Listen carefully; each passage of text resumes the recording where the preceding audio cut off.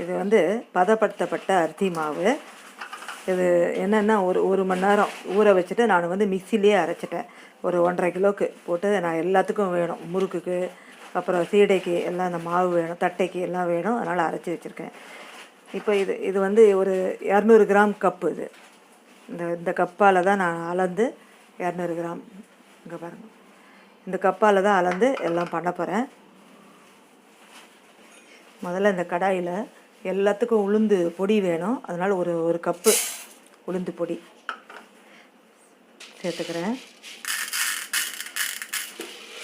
இது மாதிரி எல்லாத்துக்கும் ஒன்றா சேர்த்து அரைச்சா தான் மிக்சியில் அரைப்படும், இல்லைனா அரைப்படாது. அதனால் ஒரு கப்பு சேர்த்துட்டு இது நல்லா கொஞ்சம் ரொம்ப கலர் மாறக்கூடாது,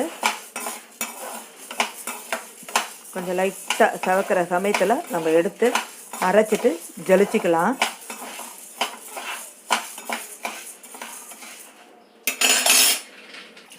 இங்கே பாருங்கள், லேசாக நான் கேஸை டக்குன்னு ஆஃப் பண்ணிடுறேன், இது வந்து எடுத்துடுறேன்.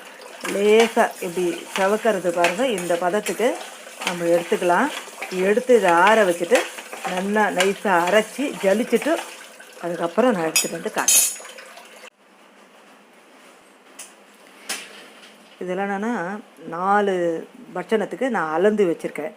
இதால் 1 கப்பு வெள்ளை சீடை, அதே இதால் 1 கப்பு உப்பு சீடை, அப்புறம் இதால் 4 கப்பு மணு உப்பு, அதாவது முள்ளு தேங்குழல், இதால் 4 கப்பு தேங்குழல், எல்லாம் மாவு வச்சுருக்கேன். இப்போ வறுக்க வேண்டியதெல்லாம் நம்ம முதல்ல பருப்பெல்லாம் வறுத்துக்கலாம். இங்கே பாருங்கள், வெண்ணெய் வந்து கொஞ்சம் உருக்கணும், இப்போ தான் உருகிருக்கு. வெண்ணெய் எடுத்து வெளியில் வச்சுருக்கேன். இப்போ இந்த பாருங்கள், பயத்தம்பருப்பு கரெக்டாக 1/2 கப்பு, 4 கப்புன்னா 1/2 கப்பு பயத்தம்பருப்பு. இது முள்ளு தேங்குழலுக்கு. இப்போ பயத்தம்பருப்பு அப்படியே சிம்லேயே இருக்கட்டும். வறுபண்ணுற நேரத்தில் 1/2 கப்பு பயத்தம்பருப்புக்கு 1/2 கப்பு கடலைப்பருப்பு. இந்த அளவு கரெக்டாக பார்த்துக்கணும். 1/2 கப்பு கரெக்டாக கடலைப்பருப்பு. இப்போது நல்லா பயத்தம்பருப்பை வறுத்துக்கலாம். பயத்தம்பருப்பை வறுக்கணும், அப்புறம் கடலைப்பருப்பு வறுக்கணும். உளுந்தம்பருப்பு வறுத்துட்டோம், அது நானும் ஜலிக்கலை, ஜலிச்சு எடுத்து வைக்கணும். இதெல்லாம் வறுக்கிறது ஜலிக்கிறதெல்லாம் ரெடி பண்ணி வச்சுட்டோம்னாக்கா மாவு பிசைஞ்சு கடன்னு பண்ணிடலாம்.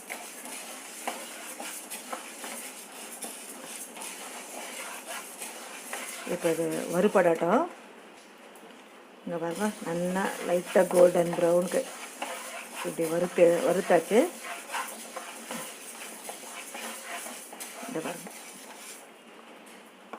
இப்போ இதை எடுத்து தட்டில் மாற்றிக்கலாம்.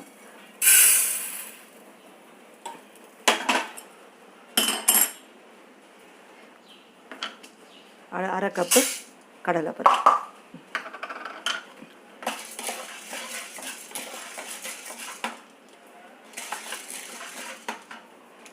இது வறுப்படுற நேரத்துக்கு ஒரு 1/2 கப்பு பொட்டுக்கடலை, நல்லா கரெக்டாக 1/2 கப்பு.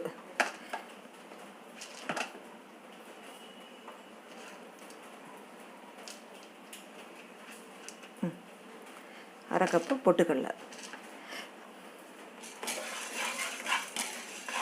இதுவும் அதே மாதிரி கோல்டன் ப்ரௌனாக வறுத்துக்கலாம். பாருங்கள், நல்லா சவக்க வறுத்துட்டோம். இப்போ இதுலேயே இந்த பொட்டுக்கடலை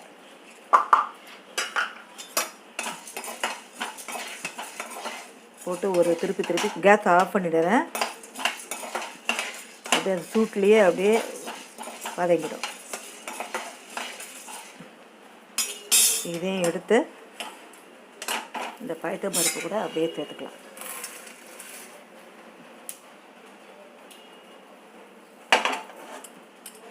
இப்போ இது சூடு ஆறட்டும். ஆறின அப்புறம் இதையும் நல்லா ஃபைன் பவுடராக அரைச்சிட்டு அதை ஜலிச்சுட்டு எடுத்துகிட்டு வந்துடுறேன். அடுத்து இந்த கடாயில் மாவெல்லாம் வறுக்கணும். இந்த மாவு 1 கப்பு வெள்ளை சீடை, உப்பு சீடைக்கு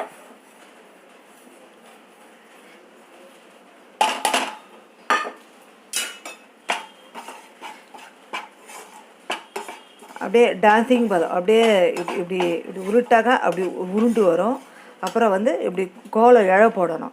இப்போ இது மாவு வறுபடலை, இங்கே பாருங்கள் கொஞ்சம் சூடாகிருக்கு. இப்படி இப்படி போட்டால் இழ வராது. இது அப்படியே விட்டு விட்டு வராமல் இழ அப்படியே கோலம் நீட்டாக வரணும். அந்த பதத்துக்கு வந்த அப்புறம் நம்ம எடுத்துடலாம்.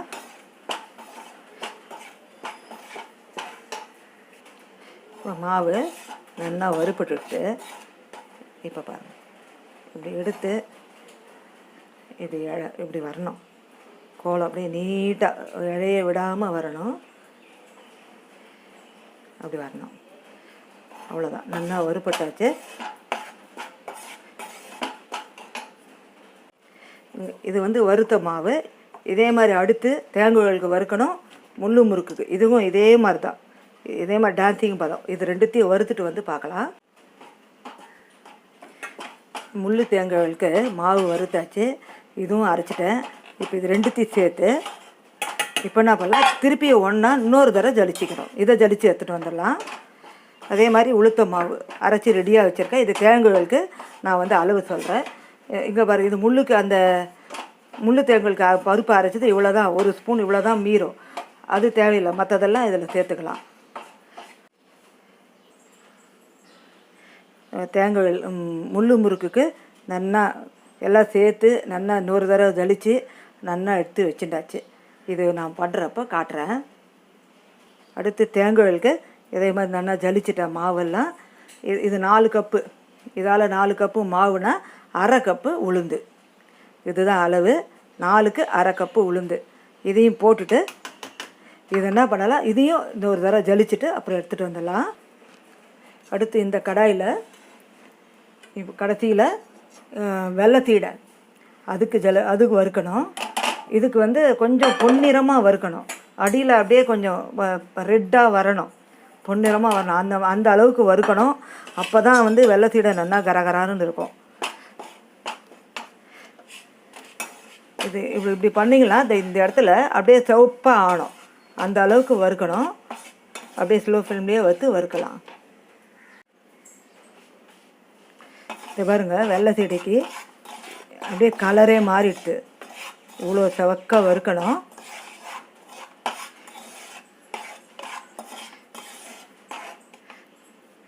இதுக்கும் இந்த உப்பு சீடைக்கும் எவ்வளோ டிஃப்ரென்ஸ் இருக்குது பாருங்கள். இது கொஞ்சம் வெள்ளையாக இருக்கும், இது ரொம்ப செவந்திருக்கு. இந்த மாதிரி அளவுக்கு வறுக்கணும். இப்போ இதை எடுத்து ஒரு பாத்திரத்தில் போட்டுக்கலாம்.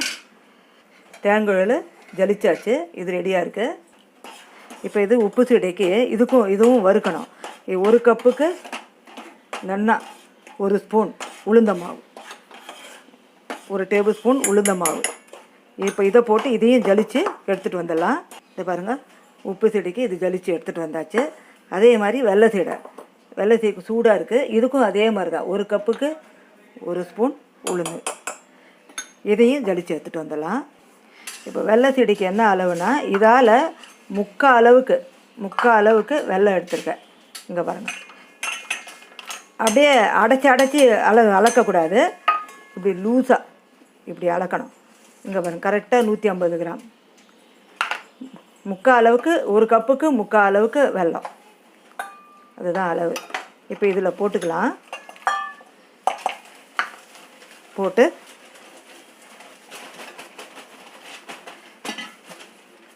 இந்த வெல்லம் வந்து கரைஞ்சதுன்னா போகிறோம். கொஞ்சமாக தண்ணி விட்டு அடுப்பில் வச்சிடலாம். இது அப்படியே கரையட்டும். இப்போ உப்பு சீடைக்கு முதல்ல மாவு பிசைஞ்சிடலாம். என்ன பண்ணணும், ஒரு அரை டீஸ்பூன் உப்பு போட்டுக்கிறேன். இந்த 200 கிராம் இந்த கப்பால் அளந்த மாவு. அப்புறம் வந்து அதுக்கு நல்லா ஒரு அரை டீஸ்பூன் இருக்கும். அரையிலேருந்து ஒரு 3/4 டீஸ்பூன் வெண்ணெய் போட்டுக்கிறேன். கொஞ்சம் எள்ளு போடுமா, எள்ளு போடு கொஞ்சமாக. போர் கொஞ்சம் வெள்ளை எள்ளு, ஒரு அரை டீஸ்பூன் வெள்ளை எள்ளு,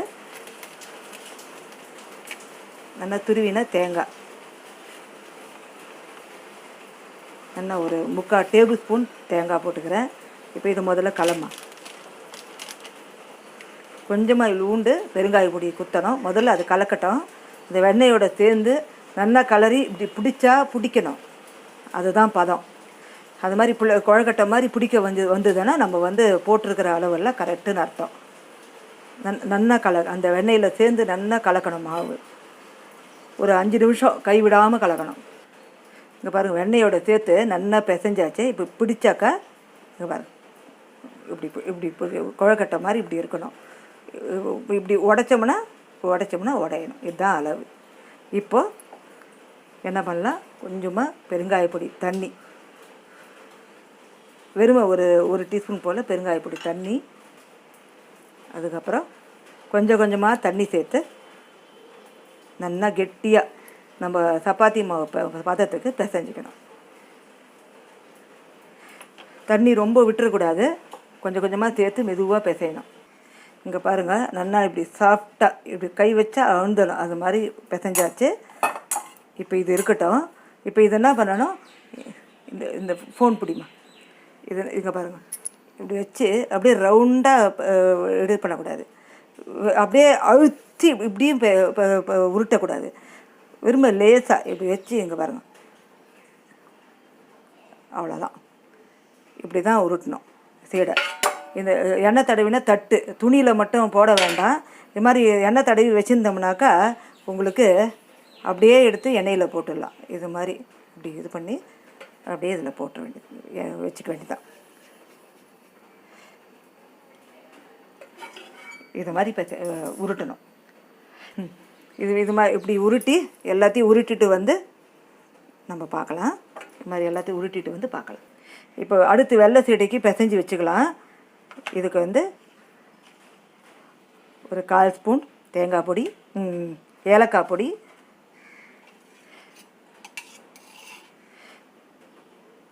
நல்லா ஒரு டீஸ்பூன் நெய், அதே மாதிரி ஒரு ஸ்பூன் தேங்காய், ஒரு டேபிள் ஸ்பூன் தேங்காய், அப்புறம் எள்ளு, அவ்வளோ வேண்டாம், கொஞ்சமாக போதும், ஒரு 1/2 ஸ்பூன் எள்ளு. இப்போ அதே மாதிரி நம்ம உப்பு சீடை பிசைஞ்ச மாதிரி தான் இது பிசையணும். பிசைஞ்சு இப்படி பிடிச்சி பார்க்கணும். பிடிச்சி பார்த்துட்டு பிடிக்க வந்ததுன்னா எல்லாம் கரெக்டுன்னு அர்த்தம். அதுக்கப்புறம் இந்த வெள்ளத்தை வடிகட்டி சேர்த்துக்கலாம். இது பாருங்கள், இப்போ அதே மாதிரி பிடிச்சி பார்க்கணும். இது பாருங்கள், இந்த கையெடுமா, இப்படி எடுத்து அப்படி எடுத்தாக்கா அப்படி பிடிக்கிறது, உதுத்தாக்கா உதுறது. இப்போ என்ன பண்ணலாம், இந்த வெள்ளத்தை வடிச்சிக்கலாம். கொஞ்சமாக வடித்து இந்த வெள்ளை தண்ணியே போட்டு இந்த மாவை பிசையணும். நாங்கள் பிசைஞ்சிட்டு காட்டுறோம். இங்கே பாருங்கள், நல்லா இதுவும் நல்லா ஜம்முன்னு பிசைஞ்சிட்டோம். இங்கே பாருங்கள், ஒரு ஸ்பூன் இருக்கும் மீந்திருக்கு. ஆனால் இது போதும். இது எவ்வளோ வேணுமோ அவ்வளோ அந்த வெள்ளை தண்ணியை சேர்த்து பிசைஞ்சிக்கலாம். இப்போ இது என்ன பண்ணணும், இது கொஞ்சம் பெருசாக உப்பு சீடையோடு கொஞ்சம் பெருசாக இப்படி உருட்டிக்கணும். அப்படியே எல்லாம் ரவுண்டாக அப்படியே அழுத்தி உருட்டக்கூடாது. இது மாதிரி கொஞ்சம் ஷேப் இல்லாமல் தான் இப்படி தான் உருட்டணும். இது மாதிரி உருட்டிட்டு நான் காட்டுறேன். இப்படி உருட்டிக்கணும். கொஞ்சம் பெருசாக இந்த மாதிரி சைஸில் உருட்டிக்கணும். இப்போது சீடமாக உருட்டின்னு இருக்கோம். அது வர நேரத்தில் நம்ம தேங்காய் பண்ணிடலாம். இந்த கப்பால் ஒரு கப்பு மாவு எடுத்துட்டுருக்கேன். அந்த மாவுக்கு இன்னும் ஒரு டீஸ்பூன் உப்பு, அப்புறம் நான் ஜீரகம்தான் போடுறேன், கொஞ்சம் ஜீரகம், அப்புறம் ஒரு டீஸ்பூன் வெண்ணெயும் போடலாம், காஞ்ச எண்ணெயும் போடலாம். நான் வெண்ணெயே போடுறேன், ஒரு டீஸ்பூன் வெண்ணெய். இது போட்டு இது முதல்ல பிசையலாம். கொஞ்சோண்டு பெருங்காய தண்ணி, முதல்ல இது பிசைஞ்சிட்டு அப்புறம் பெருங்காய தண்ணி விட்டுக்கலாம்.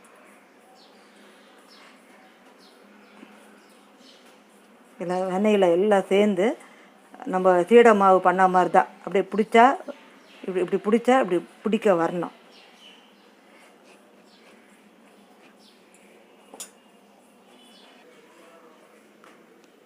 இப்படி பிடிக்கணும், உதிரணும்.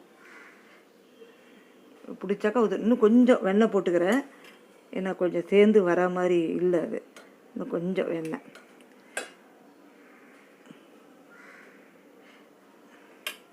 போட்டு திருப்பி பிசைஞ்சிக்கலாம். ஒரு 1.25 டீஸ்பூன் வெண்ணெய் போட்டிருக்கேன். இப்போ பிடிக்க வருது பாருங்கள், பிசைஞ்சிட்டேன் பாருங்கள். இப்போ எடுத்து பார்க்கணும், இப்படி பிடிச்சா பிடிக்க வருது. இப்போ என்ன பண்ணலாம், கொஞ்சோண்டு இந்த பெருங்காய பொடி சேர்த்துட்டு, இந்த பெருங்காய தண்ணி சேர்த்துட்டு, இப்போ கொஞ்சம் அப்படியே இது மாதிரி கொஞ்சம் கொஞ்சமாக அப்படி தண்ணி விட்டு இது பிசைய வேண்டியதான். சப்பாத்தி மாவு பிசைஞ்சதுக்கு மெதுவாக கொஞ்சம் கொஞ்சமாக தண்ணி விட்டு பிசைஞ்சு காட்டுறேன். இது பாருங்க, நல்லா கெட்டியாக நல்லா இப்படி சாஃப்டாக பிசைஞ்சாச்சு. இப்படி இது பண்ணால் இப்படி உருட்டாக வருது.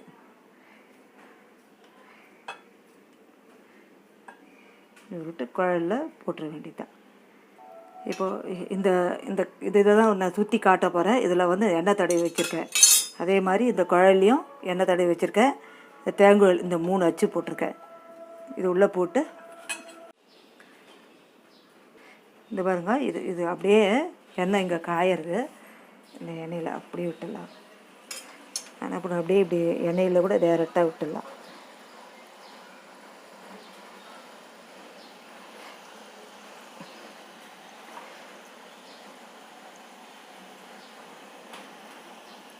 ஒரு 2-3 சுத்து அது ஆட்டம். இங்கே பாருங்கள், அப்படியே இப்படியே திருப்பி மெதுவாக திருப்பி போடலாம்.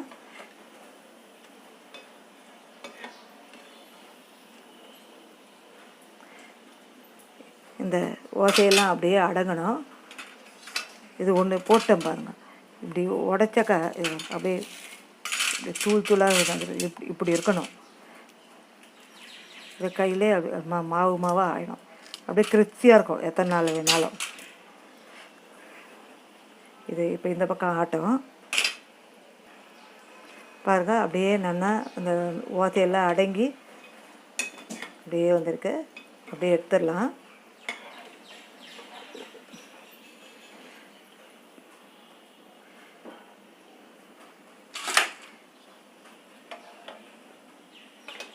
அடுத்து இன்னும் புழிஞ்சிக்கலாம். புழிஞ்சிட்டு காட்டுறேன். அங்கே 1 கப்பு தேங்காய் போட்டு எல்லாம் புழிஞ்சிட்டேன். ஒரு 8-10 தேங்காய் கிட்ட வந்திருக்கு. நல்லா ஜம்முன்னு இருக்கும். இங்கே பாருங்க, அப்படி எடுத்தாவே உடையிறது. அப்படியே ஜம்முன்னு சூப்பராக இருக்கும் தேங்காய். அடுத்து இந்த பாத்திரத்துலேயே முள்ளு முறுக்கு அதுவும் புழிஞ்சிக்கலாம். அதுக்கும் இந்த 1 கப்பு போடுறேன். 1 டீஸ்பூன் உப்பு போடுறேன். 1 டீஸ்பூன் உப்பு. சீரகம் தான் போடுறேன், கொஞ்சம் சீரகம். அதுக்கப்புறம் கொஞ்சம் பெருங்காய பொடி போட்டுட்டு கொஞ்சம் வெண்ணெய், அதே ஒரு 1.25 ஸ்பூன் வெண்ணெய் போட்டுக்கலாம்.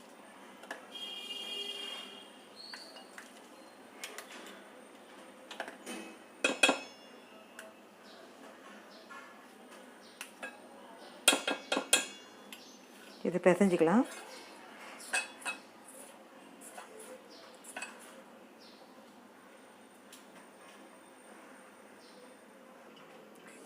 இப்போ பாருங்கள், இது அதே மாதிரி தான். இப்படி பிடிச்சா இப்படி பிடிக்கணும், உதுத்தா உதறணும். அதுதான் பதம். இதுதான் பதம். எல்லாம் கரெக்டாக இருக்குது. இப்போ நம்ம தண்ணி கொஞ்சம் கொஞ்சமாக விட்டு கெட்டியாக பிசைஞ்சிக்கலாம். பிசைஞ்சிட்டு காட்டுறேன். இங்கே பாருங்கள், அப்படியே சாப்பிட்டா இதுவும் பிசைஞ்சிட்டேன் நல்லா கெட்டியாக. இங்கே முள் தேங்காய் இந்த 3 அச்சு இது போட்டிருக்கேன். இப்போ அப்படியே விட்டுட்டு இது பாருங்கள், இந்த மாவு வந்து உதிர ரவுண்டாக வராது. இப்படி உதிர போடுற மாதிரி தான் நான் போடுறேன்.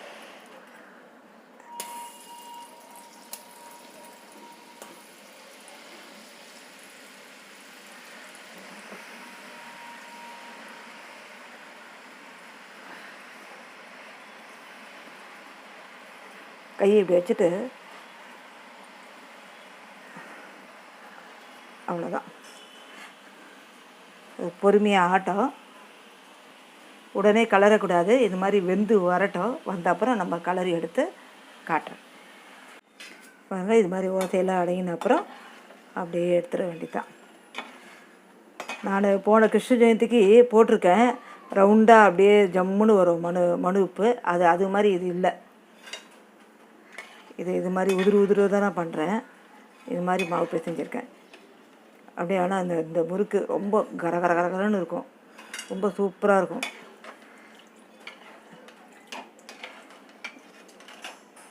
இந்த பாருங்கள், இது மாதிரி முறுக்கு எடுத்துட்டேன். இங்கே பாருங்கள், ஒரு உடச்சாக்கா அப்படியே தூளாக இருக்குது. அவ்வளோ சாஃப்டாக இருக்கும், கரகரன்னு இருக்கும். அடுத்து சீடை எடுத்துன்னு வந்துட்டோம். இப்போ என்ன பண்ணலாம், இதில் வந்து அப்படியே அரைக்கி விட்டுடலாம். மொத்தமே விடக்கூடாது. இது அப்படியே ஸ்லோ ஃப்ளேம்லேயே அப்படியே வெந்து வரணும். அப்படியே மேலே எழும்பி வரும். வந்த அப்புறம் நம்ம திருப்பி போடலாம். இங்கே பாருங்கள், அப்படியே இப்படி கலரி விடலாம்.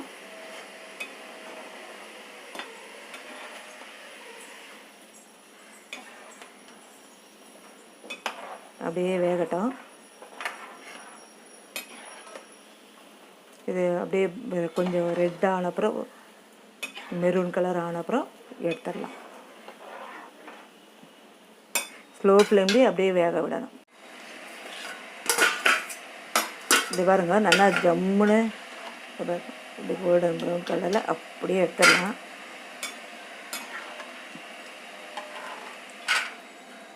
நல்லா கரகரன்னு இருக்குது.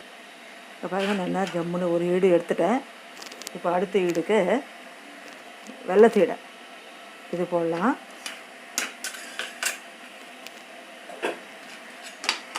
வெள்ளை சீடை கூட அது கூட இப்படியே பொறுமையாக அப்படியே எண்ணெயில் விட்டுடலாம்.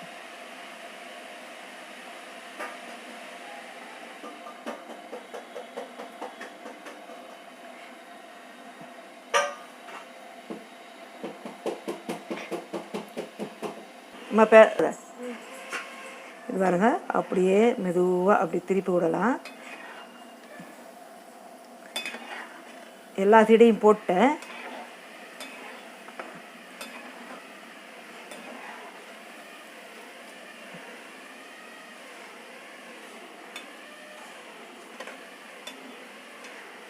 நல்லா இந்த மாதிரி ப்ரௌனாக ஆட்டம். இங்கே பாருங்கள், நல்லா ஜம்முன்னு ஆகிடுது.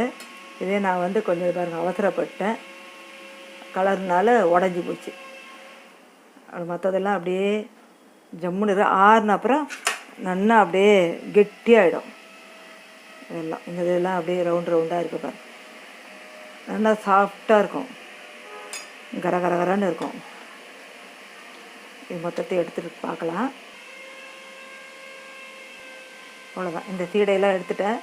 இது இப்படி தான் இருக்கணும். இன்னும் ஆறுன அப்புறம் அப்படியே கட்டியாகிடும், நல்லா ஜம்முன்னு இருக்கும், கரகரன்னு. இப்போ அடுத்த ஈடுக்கு உப்பு சீடை போட்டிருக்கேன். நல்லா ஜம்முன்னு ரெடி ஆகிடுத்து. இது வந்து நான் உதிரகா மாதிரி தான் பண்ணியிருக்கேன். அப்புறம் தேங்குழல் நல்லா எல்லாம் கரகரன்னு நல்லா இருக்குது. இது இங்கே பாருங்கள், உப்பு சீடை, வெள்ளை சீடை. நீங்கள் இதே மாதிரி ட்ரை பண்ணி பாருங்கள். தேங்க்யூ.